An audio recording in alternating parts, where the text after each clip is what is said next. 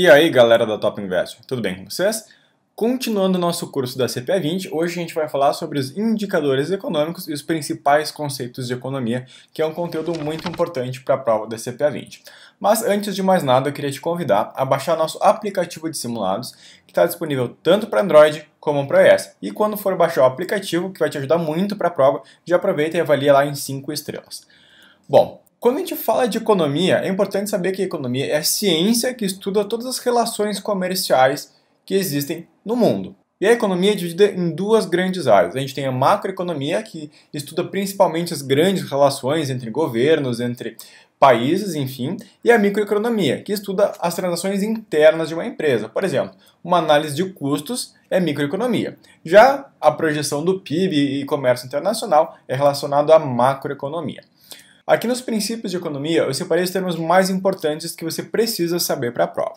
O primeiro deles é capital. Capital são os bens duráveis utilizados na produção de outros bens. Por exemplo, máquinas e esse tipo de coisa que é utilizado para a fabricação de outras coisas.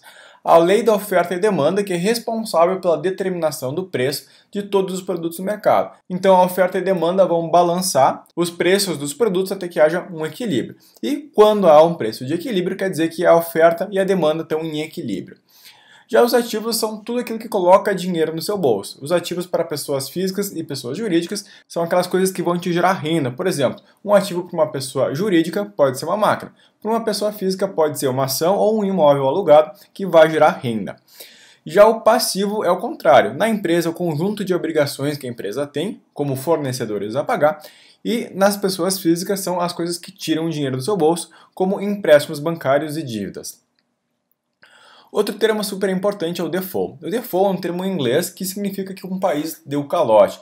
O que aconteceu na Grécia, que foi o último grande caso de calote que a gente teve no mundo globalizado. Depois a gente tem a falência. A falência está relacionada às pessoas jurídicas.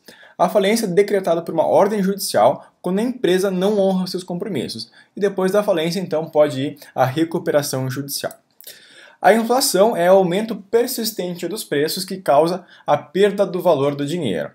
Uma coisa muito importante que você tem que saber também é a hiperinflação. A hiperinflação nada mais é do que a inflação descontrolada que houve no Brasil lá na década de 90 até a criação do Plano Real. Liquidez. Liquidez é a facilidade de transformar um ativo, um imóvel, uma máquina ou coisa semelhante em dinheiro.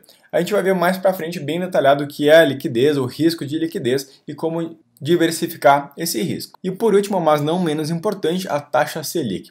A taxa Selic é a taxa básica de juros da economia e é definida pelo Copom, o Comitê de Política Monetária, a cada 40 dias aproximadamente. Essa é a taxa mais importante que tem, porque essa taxa vai influenciar todos os empréstimos e financiamentos, além, é claro, dos investimentos em território nacional. Em economia, uma das coisas mais importantes são os indicadores. A gente tem diversos indicadores, a gente tem indicadores de emprego, de preços, de PIB, de crescimento, enfim. Quando a gente fala de indicadores de preços, tem duas grandes casas que calculam esses índices. Uma é o IBGE, que é o Instituto Brasileiro de Geografia e Estatística, que fornece índices oficiais, e outra é a FGV, que é a Faculdade Getúlio Vargas, que provém para a gente os principais índices do mercado utilizados normalmente pela iniciativa privada.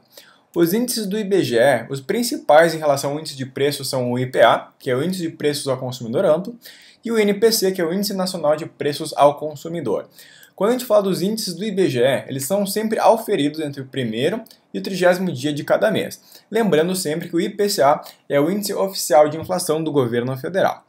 Já os índices da FGV, a gente tem os principais, o IGP, que é o Índice Geral de Preços, o IPA, que é o Índice de Preços ao Produtor Amplo, o IPC, que é o Índice de Preços ao Consumidor, e o INCC, que é o Índice Nacional de Custo da Construção Civil. A grande diferença dos índices da FGV é que eles têm diferentes periodicidades. O mais comum é o IGPM. Você pode ver aqui que o final do IGPM significa que esse índice tem as informações coletadas entre o 21º dia ao 20º dia do mês subsequente. Então, o IGPM e INCC-M sempre entre o dia 21 e o dia 20 de cada mês. A gente tem o IGP-10, por exemplo, que é medido do dia 11 ao 10º dia de cada mês, e o IGP-DI, que é coletado entre o dia 1º e o 30º dia, assim como o IPCA. Outros índices importantes, principalmente medidos pelo IBGE são o índice da balança de pagamentos, que são as transações correntes entre o Brasil e o restante do mundo, que vai medir as remessas enviadas a outras nações e as remessas recebidas de outras nações. Quando a gente tem um fluxo positivo, que a gente tem mais entradas do que remessas, então quer dizer que nós temos uma balança de pagamentos positiva. Existem também os indicadores de vendas. Esses indicadores de vendas são super importantes, principalmente para verificar o desempenho do comércio de varejo. No comércio de varejo, aqui, através dos indicadores de vendas, a gente também pode verificar a recuperação ou não de vendas sazonais, como acontece com produtos agrícolas e também roupas de inverno, por exemplo. Depois a gente tem indicadores de emprego, a gente tem a PME, que é Pesquisa Mensal de Emprego. Essa pesquisa leva em consideração padrões internacionais para ser formulada e leva em consideração tanto a população economicamente ativa como a população não economicamente ativa.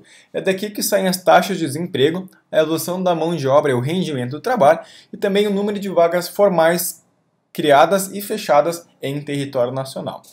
E por último, mas não menos importante, a gente tem o PIB, o Produto Interno Bruto.